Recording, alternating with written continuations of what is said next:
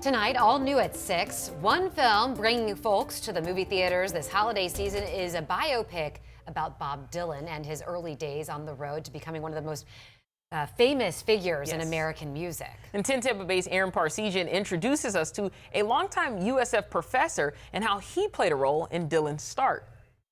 This is my 50th anniversary. Dr. Marvin Karlins just hit the half-century mark as a professor at the University of South Florida. Every semester a new group come in and it's always another opportunity to have an impact on people. In one way or another, the 83-year-old has been teaching since 1959 when he was an undergrad at the University of Minnesota. Back then it wasn't psychology or management courses, but lessons in his first love, folk music. It was like a student organization. You just come in, it was a free offering. And I get 5 to 10 people a week. One week, a shy Minnesotan showed up curious about the burgeoning genre. The door was open and I was playing guitar and singing. And he said, "What's this?" And I said, "It's the folk singing class."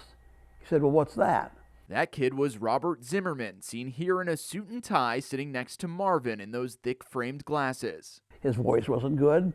His guitar was okay, but you know. But Robert was a regular until Marv put an end to the classes to focus on his future in academics. And he said, "Look," he said, "if you're not going to do this, can you direct me anywhere else where I could still be involved in this?" Marv let him know about a local folk cafe, and that was the last he heard from Robert until years later when he was pursuing his Ph.D. at Princeton. We had a theater in Princeton that presented various acts, and they're right across they have this little sign, you know, Friday night, Bob Dylan. Sure enough, that shy kid with a revamped name rocketed to the top of the music world in just a few short years. I have to say, with no shame, I was jealous as heck.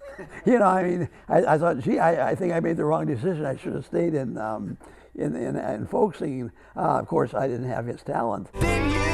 A complete unknown now in theaters shows Dylan's rise to becoming a cultural icon and redefining the genre Marvin first introduced him to. Rather than being jealous, his words were brilliant. I mean, I still listen to his songs, and I'm amazed that, you know, I was in the presence of somebody like that and wasn't even aware of it. And while he still wonders where pursuing folk music might have taken him, his academic career is not a complete unknown, with dozens of authored books and tens of thousands of students he's instructed over the years. Looking back on my life, I'm happy with the way everything turned out. Aaron Parsegian, 10 Tampa Bay.